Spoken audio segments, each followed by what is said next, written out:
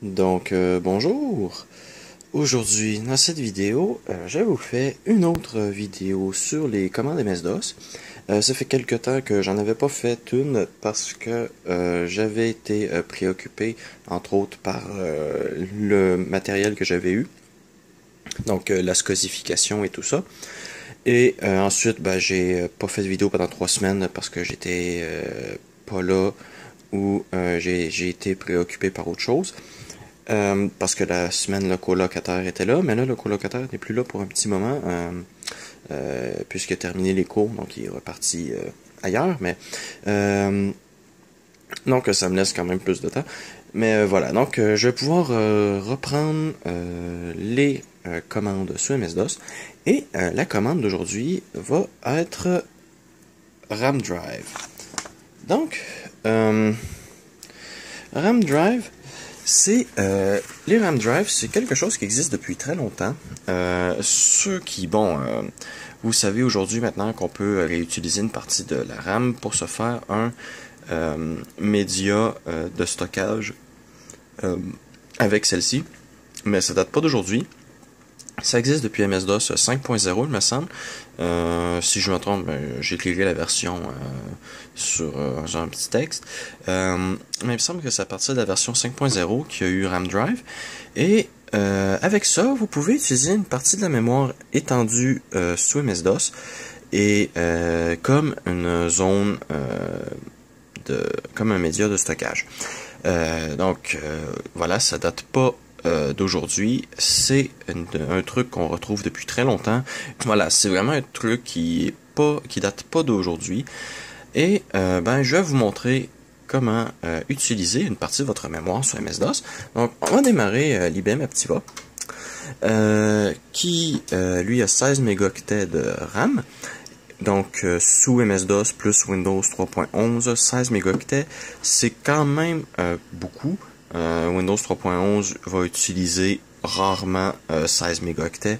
Donc, je peux me permettre de retirer quelques mégaoctets. Donc, je vais donner 4 mégaoctets comme je vais rendre 4 mégaoctets, de la mémoire utilisable comme zone de stockage. Donc, le RAM Drive, ça peut être assez utile, si par exemple vous avez des programmes que vous voulez qui démarrent plus rapidement, pas qui démarrent, mais qui fonctionnent plus rapidement sous MS-DOS ou autre chose, vous pouvez les copier dans la mémoire et vous ne serez pas limité par les temps d'accès du disque dur. Par contre, si votre ordinateur crash, vous allez perdre vos données parce que la RAM ne gardera rien de stocké, donc vous allez être limité par ça. Aussi, vous pouvez l'utiliser par exemple pour si vous voulez faire des partages, ça peut être très utile par exemple si vous faites du Ether server, vous pouvez vous créer une zone de stockage et vous ne serez pas limité par le disque dur, à moins que si vous le faites par le port série, vous allez être limité par le port série, mais bon. Aussi vous êtes partage de fichiers sous MS-DOS avec une carte Ethernet, vous ne serez pas limité par la lenteur de votre disque dur. Donc ça aussi, ça peut être très utile. Aussi, je crois que j'ai à peu près fait le tour de ce que vous pouviez faire avec ça. Aussi, vous pouvez l'utiliser pour faire par exemple, enregistrer des images ou charger des images beaucoup plus rapidement. Mais là, mettons que sur un DX2, je suis surtout limité par le processeur pour charger des images, pas par le disque dur. Mais voilà, vous pouvez facilement vous faire un RAM Drive et je vais vous montrer comment le faire. Donc, RAM Drive peut utiliser 3 mémoires différentes peut utiliser 3 sortes de mémoires différentes pour la convertir en un espace de stockage. Vous pouvez le faire avec la mémoire conventionnelle, donc bien entendu, je vous conseille de ne pas le faire, à moins que vous êtes sur un vieux 8088 qui n'a pas de carte d'extension. Vous avez la mémoire étendue qui, elle, c'est ce qu'il y a maintenant, c'est ce qu'il y a de plus commun sous les PC MS-DOS. Et vous avez la mémoire paginée, aussi connue sous le nom de EMS ou LIM. Ça, c'est une ancienne façon de gérer la mémoire. qui est complètement obsolète et même à l'époque de MS-DOS 6.22, c'était complètement obsolète comme type de mémoire. C'est juste pour garder de la compatibilité avec les vieux systèmes. La mémoire MS, c'est de la mémoire qui sort sur des cartes d'extension. Et voilà, c'est surtout, en fait, ça a surtout été développé pour les 8088 en fait.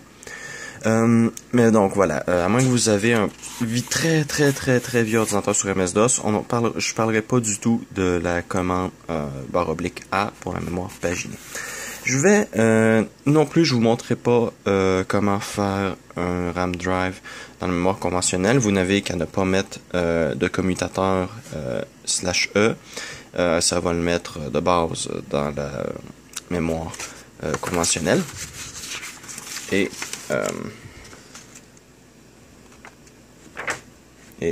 non, c'est ça. Ok. Donc, pour ça, bon, ce programme-là peut être chargé aussi en mémoire haute. Vous pouvez inscrire device I. Grâce à ça, eh bien, RAM drive ne prendra pas de mémoire, de la précieuse mémoire conventionnelle que vous avez, et vous aurez plus d'espace pour charger des programmes sur MS-DOS. Donc, pour faire ça, eh bien, c'est très simple. Il faut aller dans le config.sys, donc config.sys. Ah, wow, je l'ai tellement mal écrit qu'il faut que je mette edit avant. On dirait pas que je fais ça depuis des années maintenant. Voilà. Ah. Et on va maintenant pouvoir rajouter la ligne que je vous parlais. Donc, pour ça, vous rajoutez une ligne. Je vous recommande de rajouter cette ligne-là après le chargement du lecteur CD, que vous voyez ici. Parce que certains programmes, si vous en avez déjà installé, vont chercher sur le D, et ben si vous chargez le RAM drive avant le lecteur CD, le RAM drive va devenir le D. Donc voilà, je vous conseille de charger le RAM drive après le pilote pour le lecteur CD, si vous en avez un. Donc on va écrire device I, voilà, égal. Là il faut inscrire le chemin du répertoire. Pourquoi il faut écrire le chemin du répertoire? Parce que la ligne path n'est chargé que dans le autoexe.bat. Donc, vous n'avez pas le choix dans le config.sys d'inscrire le nom, le chemin du répertoire. Sinon, MS-DOS ne pourra pas le voir. Où est-ce que je vais me rendre avec mon doigt? Voilà. DOS I RAM drive.sys. Voilà. Donc, une fois que vous avez inscrit ça, vous faites espace, vous inscrivez la taille. Donc, vous inscrivez la taille en kilooctets. Donc, si je veux 4 mégaoctets, on va écrire 4096, espace, vu qu'on veut le mettre dans la mémoire étendue, parce qu'il n'y a aucune mémoire conventionnelle qui fait cette taille. On va écrire /E, et vous sauvegardez. Vous faites CTRL A de supprimer. Et pendant le redémarrage, vous allez voir que MS-DOS va charger le RAM drive. Je vais essayer de faire pause. Voilà, je vais faire pause sur le clavier pour que vous puissiez voir le chargement.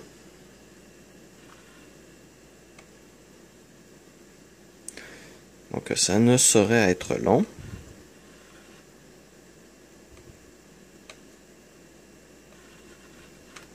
Voilà, donc vous pouvez voir que le RAM drive a été créé. Donc ça c'est la version 3.07. Ça l'a mis en disque virtuel D. Bon, ok, faudra que je vois parce que le lecteur CD est supposé être chargé en D. Et bon, on peut voir la taille, 4 mégaoctets, la taille des secteurs. Ah, et aussi j'ai oublié une chose. Vous pouvez rajouter le nombre d'entrées de répertoire, parce que là vous ne pourrez pas mettre plus que 64 fichiers par répertoire, ou 64 répertoires, je sais plus. Donc si vous voulez plus que ça, il faudra que vous le changiez et que vous l'ajoutiez dans la ligne, et pour ça il faut que vous ajoutiez aussi la taille du disque, la taille des secteurs, et ensuite vous inscrivez le nombre d'entrées. Comme ça, vous pourrez avoir plus de 64 entrées. Ça, c'est au cas où ça vous limiterait. Ça me surprendrait que ça vous limite, puisque vous n'avez que 4 mégaoctets, et ce serait quand même très surprenant que vous ayez autant de fichiers quand même répartis sur ça. Bien. Vous pouvez voir, hop, le command prompt. Donc, si je fais D, dire, donc, le lecteur s'appelle MS RAM Drive. C'est le nom que donne le programme de base. Hein, vous pouvez pas le changer, à moins que vous... Même, je sais même pas si on peut faire label. L-A-B-E-L-D.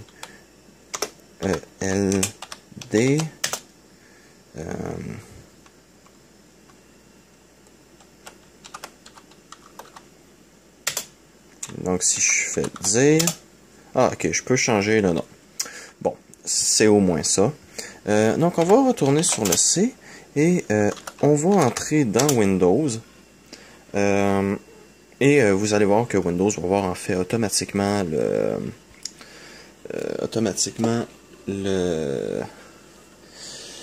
RAM drive. Donc, si je m'en vais dans le gestionnaire de programme, gestionnaire de fichiers, vous pouvez voir que notre magnifique RAM drive est ici. Donc, aussi, c'est un truc que j'avais voulu faire sur Windows, malheureusement ça ne fonctionne pas. Vous ne pouvez pas utiliser un RAM drive comme disque étendu. Malheureusement, comme vous pouvez voir, je ne peux pas changer le disque pour la mémoire virtuelle. Donc ça, c'est pas un truc qu'on peut faire sous Windows 3.11 malheureusement. Donc vous ne pourrez pas accélérer cette fonction-là de Windows grâce à ça. Mais voilà, c'était comment faire un RAM drive. Donc j'ai pas vraiment de programme pour tester la vitesse en ce moment, mais vous avez pas besoin de le savoir puisque ça va aller à peu près à la même vitesse que votre mémoire. Donc puisqu'il y a de l'EDO à l'intérieur, je dois aller à environ 30 mégaoctets secondes. Donc voilà, c'est beaucoup plus rapide qu'un disque dur. Donc, je crois que c'est tout ce que je pouvais vous parler sur les RAM drive. Oui. Voilà, donc voilà, c'est à peu près tout ce que je pouvais vous parler sur le RAM drive. C'est pas un truc qui a beaucoup de choses à dire dessus. C'est surtout pour vous montrer que la commande existe. Parce que beaucoup de gens, quand ils se lancent sous MS-DOS, ils savent même pas toutes les commandes qui existent dans le répertoire DOS. CD DOS. Si je fais dire /w, je vais dire regardez-moi tout ce qu'il y a là-dedans, ça rentre même pas dans tout l'écran. Là-dedans, vous avez plein de commandes que les gens ne savent pas l'existence ou ne savent pas comment l'utiliser. Donc, je fais ces vidéos-là pour rappeler aux gens que ces commandes-là existent, comment ils peuvent les utiliser. Donc, c'était le cas, par exemple, pour ANSI.6, qui, de ce que j'ai su, en a aidé quelques-uns. Mais, voilà, c'est à ça que ça, ces vidéos-là, c'est pas des commandes, les commandes que je vais vous montrer ne seront pas toutes épatantes, ne feront pas toutes des vidéos de 30 minutes.